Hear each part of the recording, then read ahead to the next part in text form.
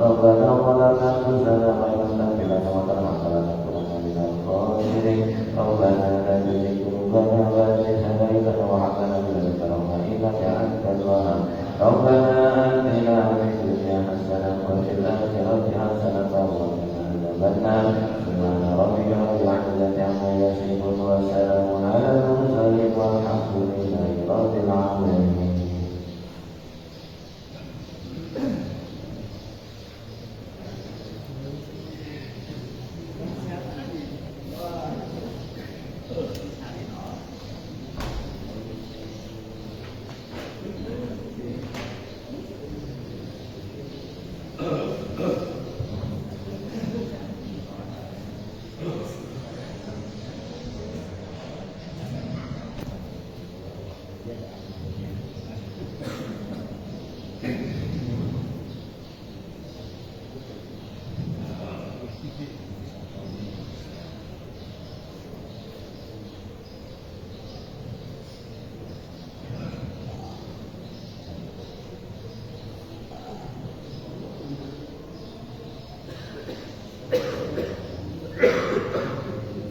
Bismillahirrahmanirrahim. Assalamualaikum warahmatullahi wabarakatuh.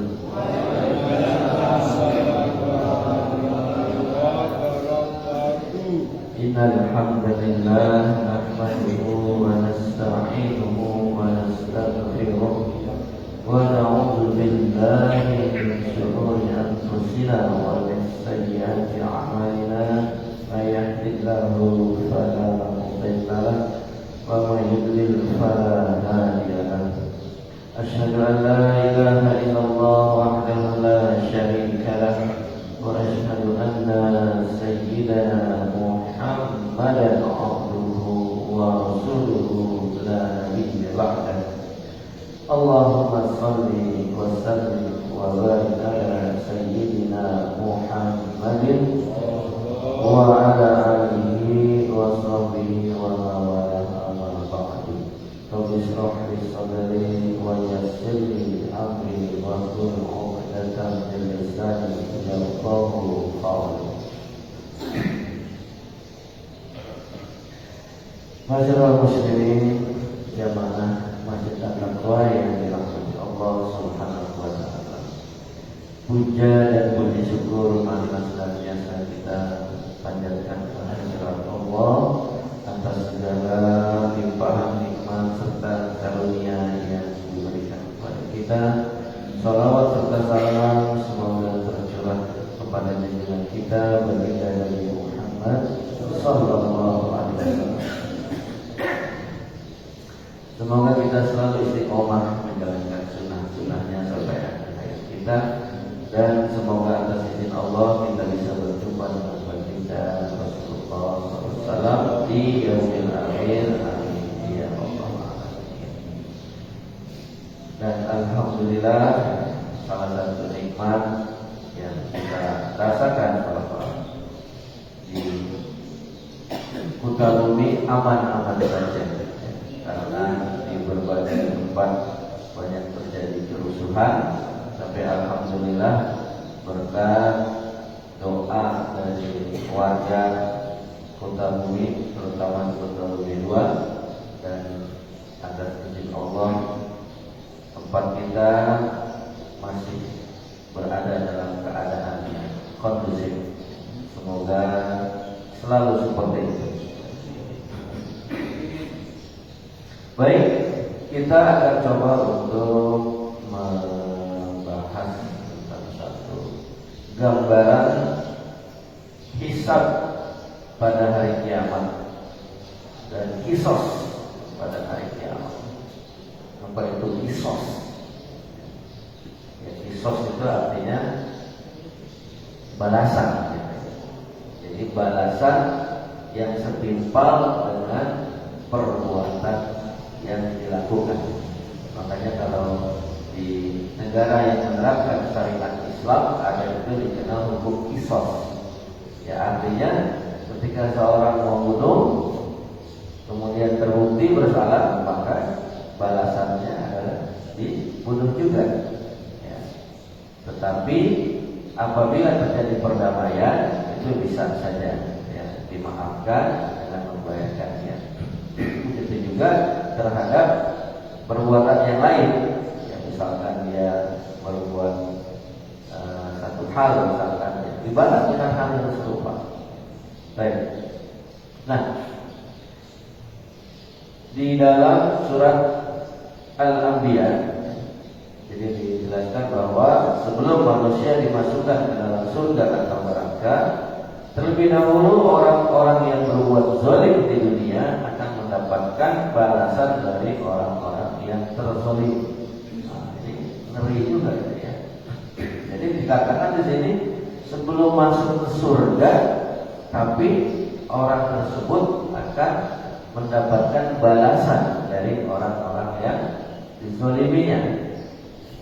Sebagaimana firman Allah, wa nadha'ul mawazin al-qist li yaumil qiyamati fala tuzlamu nafsun syai'an wa in kana misqala habatin min khardal ataina biha wa kafa bina hasibin. Yang artinya, dan kami akan memasang timbangan yang tepat pada hari kiamat, maka tidak seorang pun dirugikan walau sedikit, sekalipun hanya seberat biji sawi, pasti kami mendatangkan pahala dan cukuplah kami yang membuat perhitungan. Nah, ini penekanannya adalah bahwa di hari akhir nanti, ya, berarti di yaumil hisab, ya, ini tidak ada sedikit pun ketidakadilan yang akan ditunjukkan di sana. Ya. Jadi apapun perbuatan yang dilakukan oleh manusia selama di dunia, maka keadilan di akhirat itu akan ditunjukkan dengan keadilan yang sebenar-benarnya. Ya, makanya di dalam ayat lain juga akan dikatakan Alaihissallahu bi'ahkamil hakim. Allah lah hakim yang seadil-adilnya.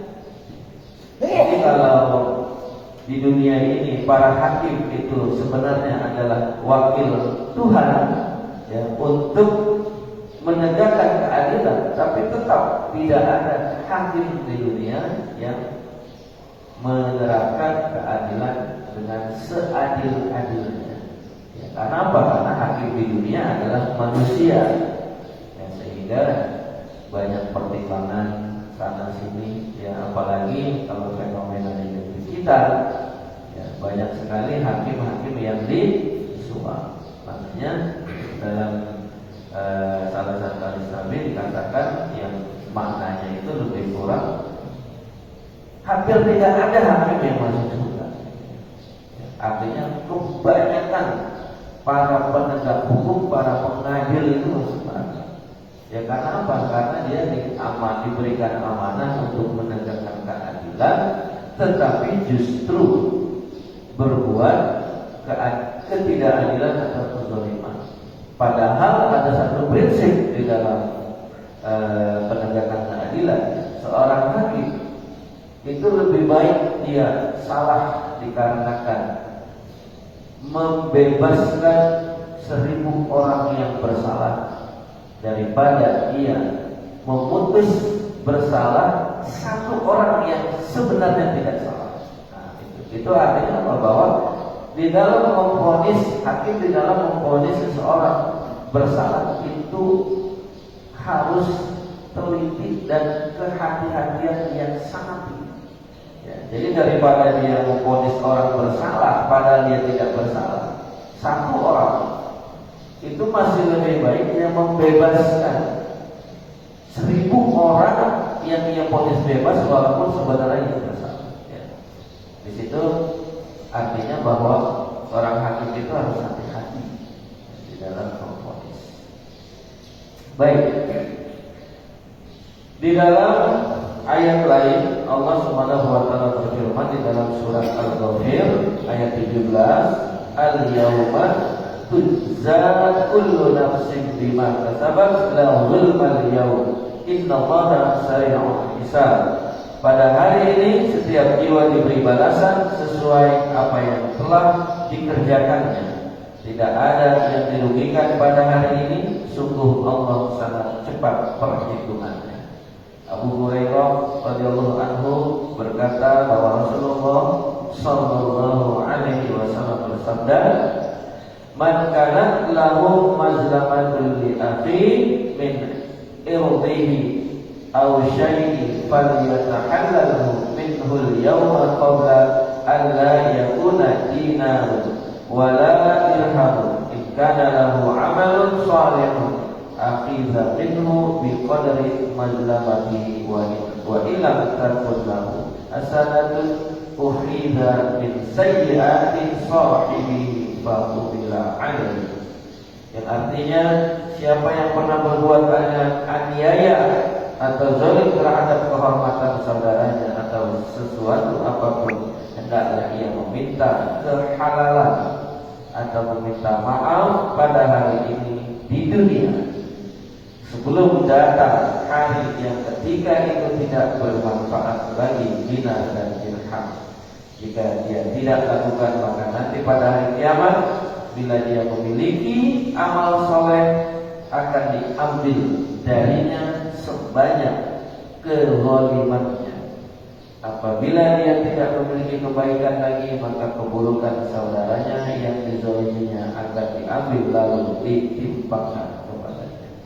Nah, ini yang diistilahkan dengan orang yang bangkrut. Orang yang bangkrut di hari kiamat itu adalah orang yang selama di dunianya itu selalu beramal soleh, tetapi karena ia suka menzalimi sesamanya, maka ketika di hari kiamat nanti pahala yang dia miliki itu akan diambil untuk menebus kezaliman terhadap orang yang dizaliminya. Kalau kita rakyat biasa, ya mungkin kalau kita hilaf melakukan satu kezaliman, ya paling kepada beberapa orang saja yang kita zalimi. Tetapi kalau seorang pemimpin yang diamanahkan kepemimpinan, ketika ia berbuat zalim kepada rakyatnya, berarti sekian puluh ribu atau mungkin jutaan rakyat itu terzalim oleh kebijakannya.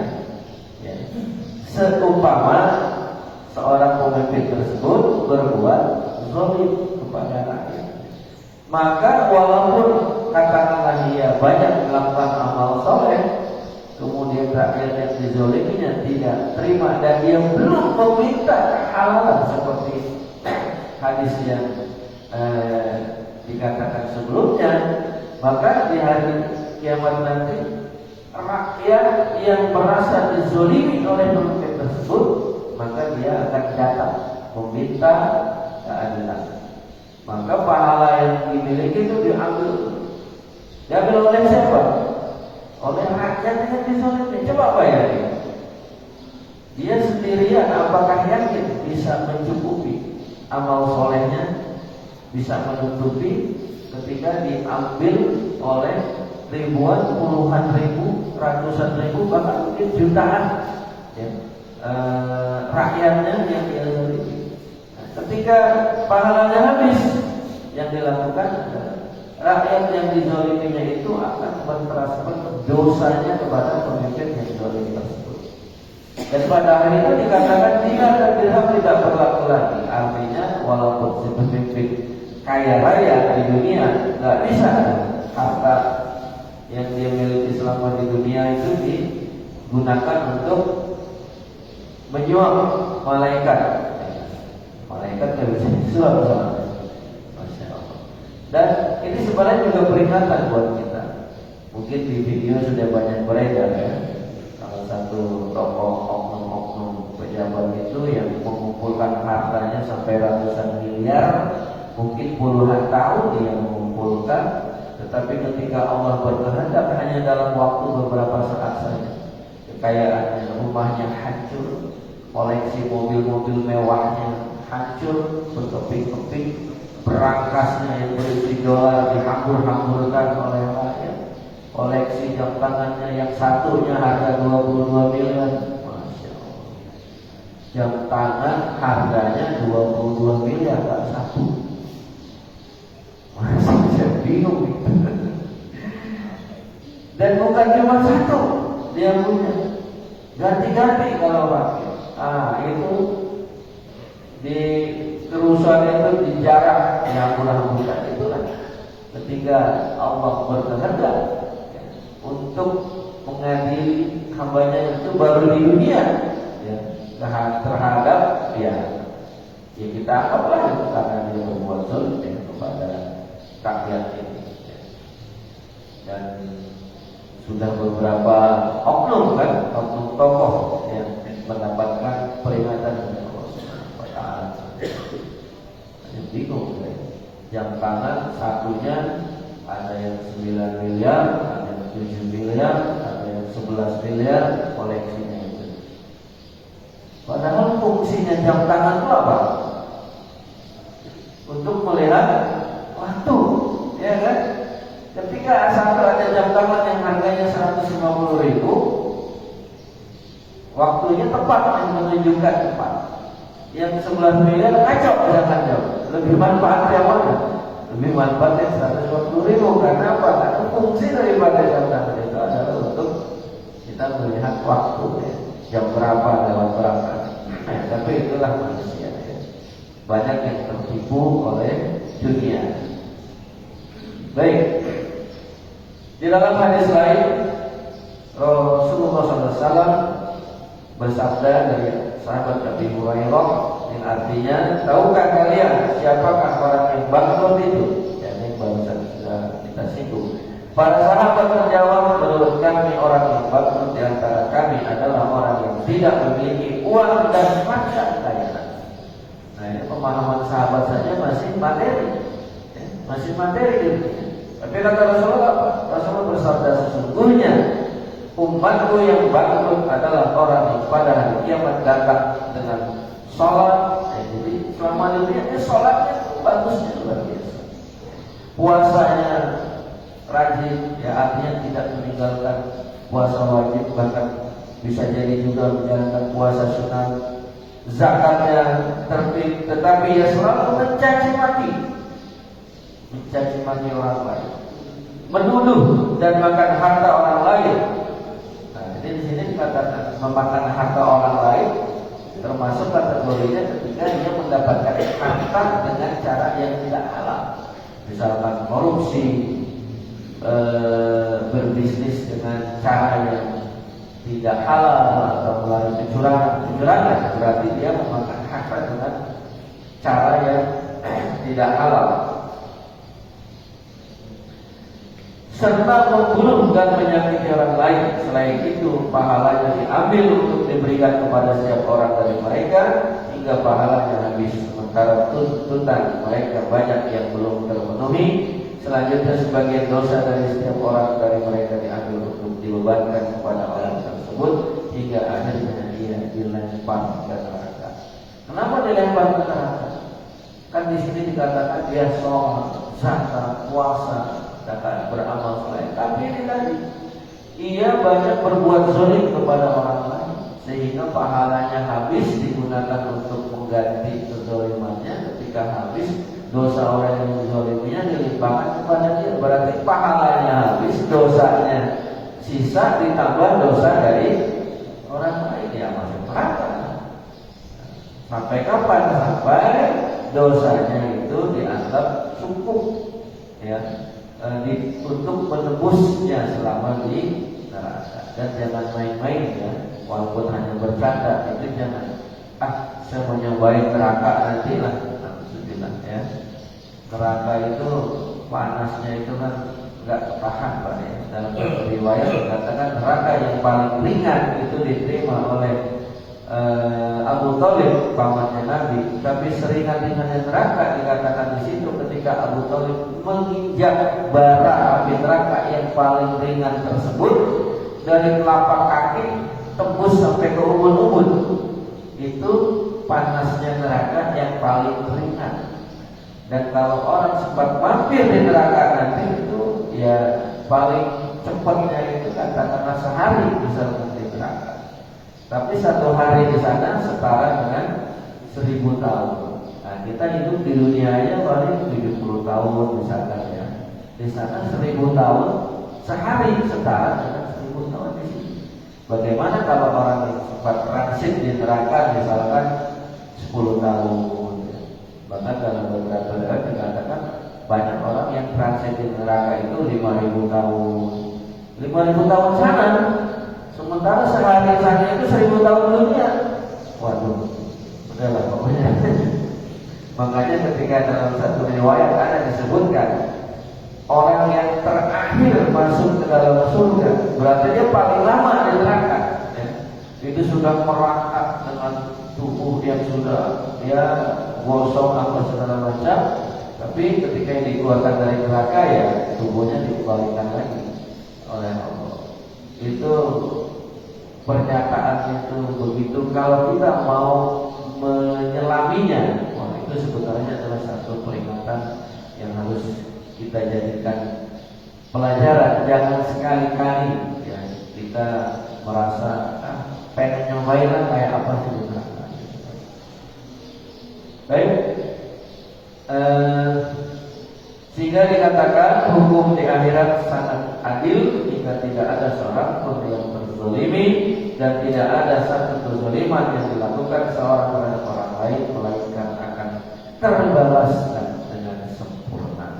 Oleh karena itu Rasulullah mengajarkan agar kita maaf atas kezaliman yang diperbuat sebelum tiba pembalasan hari kiamat. Nah, jadi ini penting kita meminta maaf kepada orang yang sempat kita zalimi. Kalau dimaafkan berarti selesai urusan kita. Ya. Nah, kalau kita hanya berbuat zalim kepada Allah, itu lebih gampang. Bertaubat dengan taubatan nasuha, insya Allah karena Allah Maha Penerima taubat, insya Allah taubat kita diterima, dosa-dosa kita diampuni. Tetapi ketika kita berbuat zalim kepada orang lain, itu kita harus minta keikhlasannya dulu. Bahkan ada dalam satu riwayat dikatakan seorang yang katakanlah yang sangat soleh ya. Ketika satu saat ia bermimpi bahwa hidupnya itu tidak bisa tenang. Kenapa?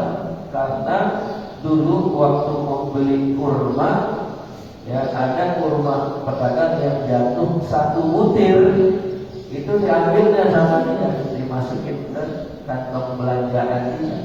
Nah, di dalam mimpinya itu ya dikatakan bahwa ia tidak akan masuk surga kalau belum meminta keikhlasan dari pedagang kurma tersebut. Hanya sebutir kurma. Lalu ia pergi, ia ke kota tersebut, kebetulan dia sudah minta. Namun apa? Ketika dia tanya, pedagang kurmanya sudah meninggal.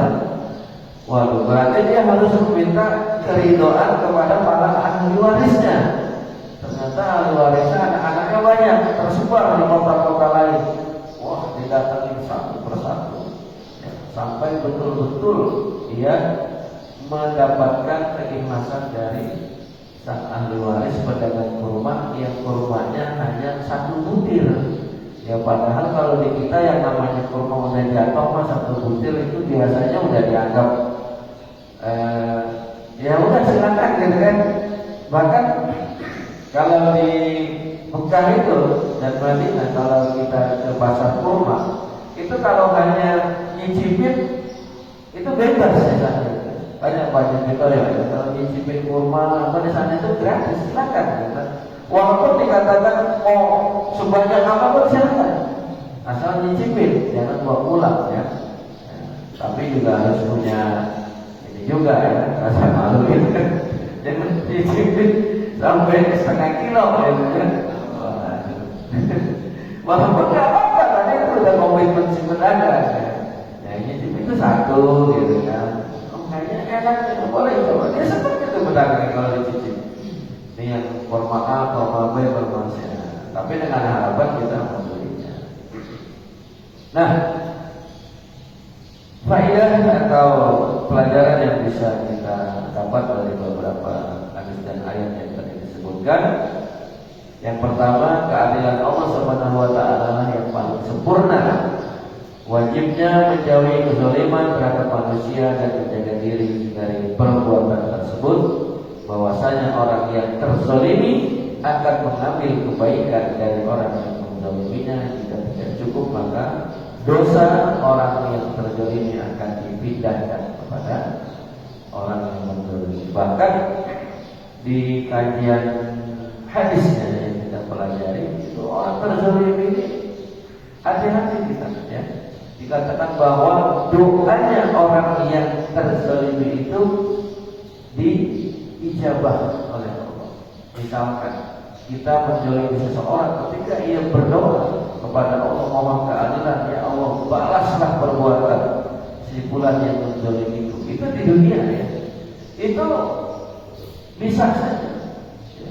Ketika diijabah, maka kita akan mendapatkan balasan, ya, dari Allah Subhanahu wa taala, walaupun orang yang kita zalimi dikatakan kafir sekalipun, ya. Karena bicaranya di situ adalah doa orang yang terzalimi, ya, itu diijabah. Jadi kita sebagai peringatan, hati-hati jangan sekali-kali menzalimi orang lain, ya. Apalagi kalau kita menjadi pemimpin, ini hati-hati.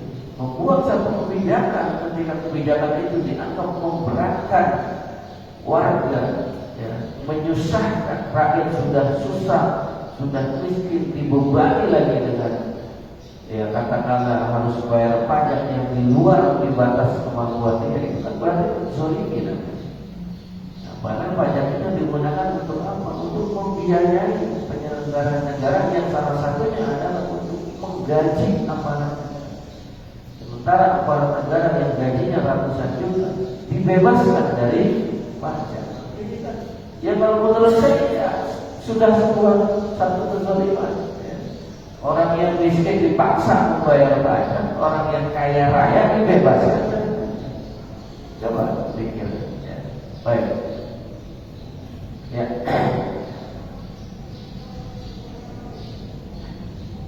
Berikutnya adalah gambaran hisab pada hari kiamat. Di dalam surat Yasin Allah berfirman, "Al-yauma nakhtimu 'ala afwahihim wa tukallimuna aydihim wa tashhadu arjuluhum bima kanu yaksibun." Al-yauma, pada hari itu, nakhtimu, khattama, nakhtimu, dikunci, ya, ditutup mulut mereka, ya, afwahihim, mulut-mulut mereka, wa tukallimuna aydihim, dan mereka akan berkata melalui tangan-tangan mereka. Jadi yang akan mengucapkan, mengakui perbuatannya selama di dunia itu tangan, bukan mulut. Mulut dikunci saat itu, ya. Kami dan kaki mereka akan memberi kesaksian, dan kaki-kaki mereka bersaksian terhadap apa yang dahulu mereka. Jadi tak bisa kita merekayasa. Kalau di dunia ada seorang saksi yang di BAP oleh penyidik, itu bisa saja BAP-nya menjadi rekayasa. Saksi tinggal disuruh jawab iya. Itu artinya apa? Pernyataan saksi direkayasa oleh penyidik untuk kepentingan si penyidik agar terdakwa itu bisa dikatakan bersalah. Nah, tapi di akhirat nanti nggak begitu, ya. Nggak berlaku tuh yang namanya penyidik BAP. Tangan yang ngomong, kaki yang bersaksi. Dan dijelaskan juga di dalam surat Al-Fusilat, wa qalu li juludihim lima syahid tum alaina qalu antaqana Allahu allazi antaqa kulla syai'in wa huwa khalaqakum awwala marratin wa ilaihi turja'un. Dan mereka berkata kepada kulit mereka, kulitnya yang ngomong, mengapa kamu menjadi saksi terhadap kami? Kulit menjawab, yang menjadikan kami dapat berbicara adalah Allah. Ini kita nih, ketika tangan kita, kulit kita bersaksi, mulut kita protes sebenarnya sama kulit kita. Ngapain pakai ngaku ngomong? Ya, tapi kata si kulit nih,